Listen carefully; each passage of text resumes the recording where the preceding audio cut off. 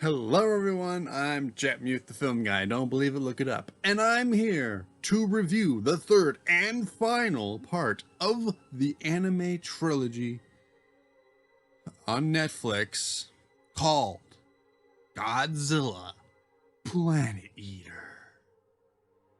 Yeah. So, here we go.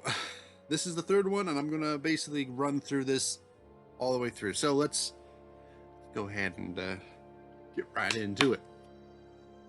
So it begins right off where the last movie ended, where Godzilla is still in the crater, but yet he's asleep. Again, like I said before, it makes sense that he would sleep for almost half of the movie. Because, he's a big guy, he needs a lot of energy. So, that's a lot of energy to bring back his dorsal fins that he lost in the second movie. And some damage that he had. Yeah, you have to think about that for a moment. Just think about it. So anyways. So, everybody's like saying that Haruo was saved by the blessings of by Metphies, Metphius's god, which, I mean, all of them are kind of like going, it was their god, it was this alien's god that saved them. But way up into the sky and the stars in the Aratrum, the people are arguing.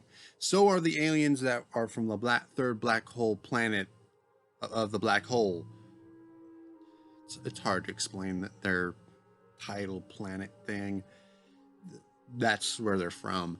The people who made Mechagodzilla, and they're arguing that Haruo ruined everything, and they could have made a great victory if they just did what they did and just be consumed by the nanometal.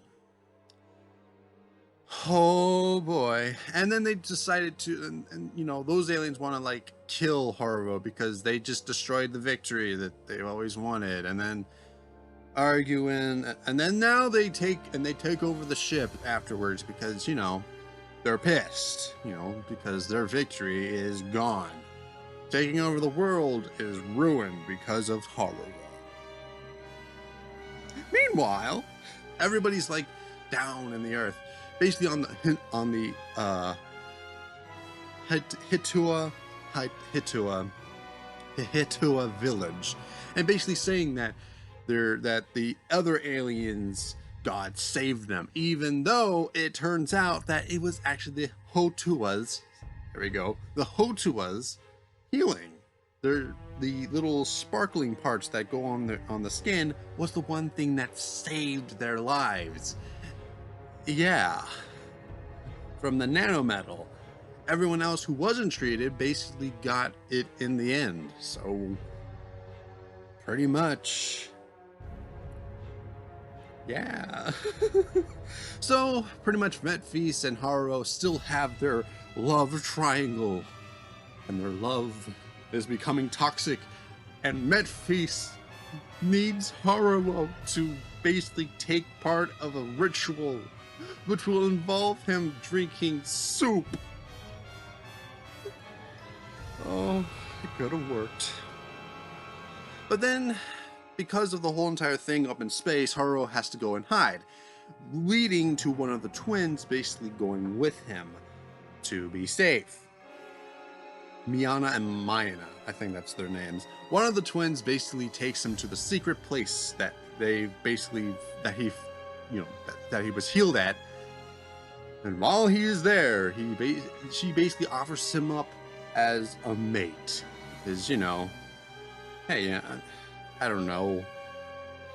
Of course, he stops it, and then he falls asleep. To be immediately woken up with, I believe, the other twin or the same twin. I don't know. And then they bang. I am not joking, they bang.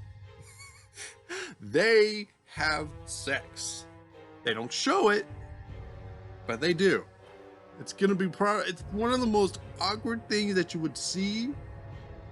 It's weird, yet They have sex?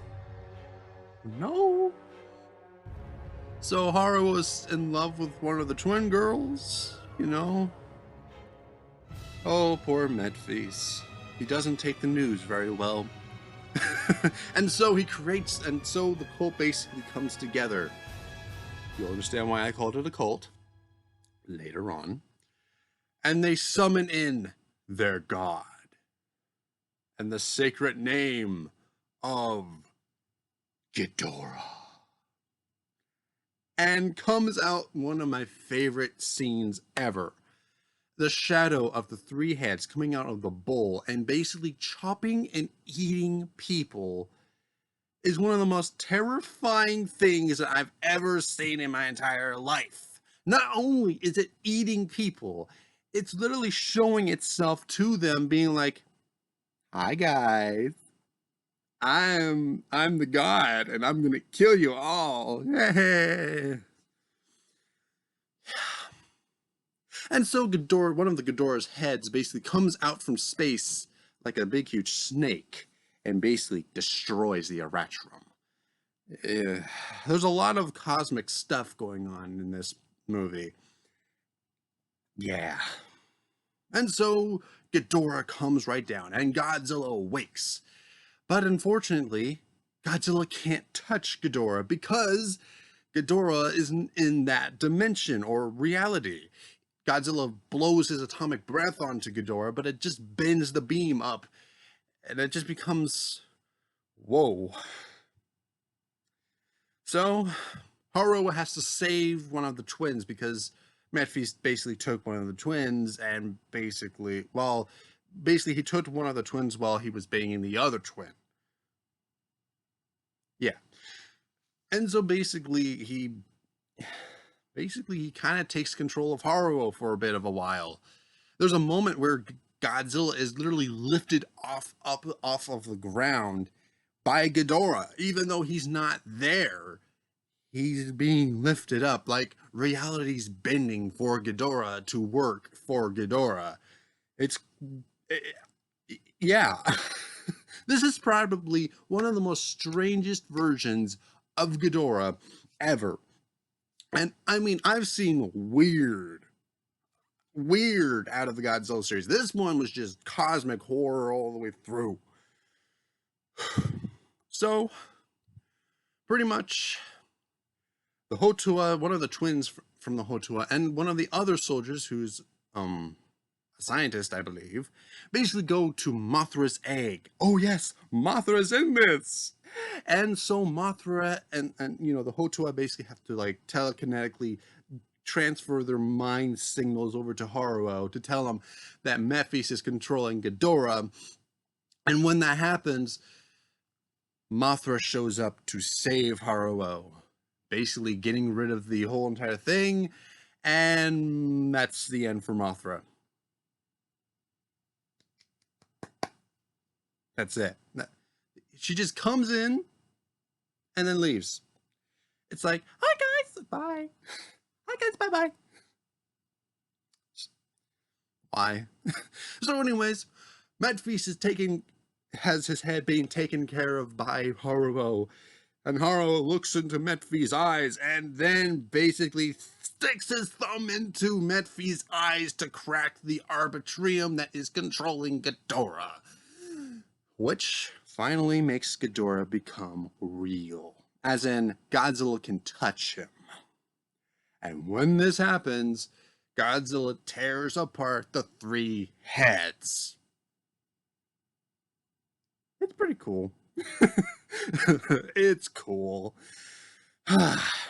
And so, after that, Mephis warns Haruo, as long as you live and as long as you have hatred, Ghidorah will be watching. And years pass, I believe. And so they find a way to revive one of the vultures by taking the girl who was taken hold of by the nanometal almost, and basically taking a piece and putting it into the vulture, which in that case makes Haruo think. And then he takes the girl goes into the vulture, and then in peace, Haruo sacrifices himself so that way he doesn't have to see Ghidorah ever again. Now, you could see this as also the end of Godzilla 2, but I don't think Godzilla will be taken care of that easily. I mean, seriously, he's 300 meters tall, he's bigger than anything else, and one tiny explosion isn't going to kill him. It's just, yeah. And so, that's the end of the movie. The end credits sequence in it, yes, there's an end credit sequence where there are two little boys who are like basically being like, Haruo is a good person, he was the hero, and then it just ends. Okay, so what do I think about it all together? Now, I like the first movie. It's a very nice beginning. It shows how humanity has grown in space, and how there's a different god that will be in a church. And the second movie I feel was a bit slow, and I felt like it didn't have very many it had good ideas, but it didn't give us any better. Like, it feels like they didn't have enough time to give Mechagodzilla a chance to even be Mechagodzilla. I mean, it's Mechagodzilla City, but still, when you say Mechagodzilla, you kind of want to see Mechagodzilla fight Godzilla. And if you were to look up the design for the anime Mechagodzilla, you'd probably be like, what the hell is that? Oh boy, what were they thinking? Well, so, and the third one, I actually don't mind it. I think the third one actually had a very good part to it. It's a very good ending to what it needs to be. It starts off with Godzilla being asleep, like in the second movie, but it makes sense for him to be asleep because he's 300 meters tall, and being 300 meters tall, he's going to need a lot of energy to regain. And, well, Haruo, oh boy, he doesn't really have an arc. He doesn't. I have to agree, he does not have an arc. He's not a very likable character. Everyone else was a likable character. And yeah, I made a joke about how they don't ship Haruo and Mephis, which, I mean, let's be honest here. Somebody should have, or maybe might have thought of it, but then thought no, because Haruo is not a very good character. Oh boy. So, pretty much, Godzilla, the anime trilogy. Do I think that altogether, are they any good? Well, do I like them? If you're wondering. Well, let me give you this answer that every Godzilla fan has at least given. Like some people would say, what's your favorite Godzilla movie, right? And most Godzilla fans would say, whatever you feel like. Like if we want to watch political drama, we would watch the original Godzilla or 1985 Godzilla or Shin Godzilla. Those movies are political dramas, but still have Godzilla in them, and it's one of the great, and they're all three are the greatest in their own way. So, would I say that this trilogy would be one of them? Yeah. Let's be honest. Look, listen. It's not a great film, but it's a film that you can at least watch, and just watch it because it has cosmic horror. Now, I understand why people don't like it, and that's understandable. I don't like parts in it too. I really think that they should at least bring them both together, all three of them together, edit them all together in some way, like a fan edit or something. But, so, yeah. It's not a very good film, series, but if I feel like watching it again, just to see how bad, or at least how experimental it was, I would say, go for it. Do I think it's the first thing you should watch? No. No, definitely not. And this is where I lead you into the next review. Next review, Godzilla 1984. I'm Jack Muth, the film guy. Don't believe it, look it up. And remember, Godzilla's king, baby. See you all next time. Bye. Ha!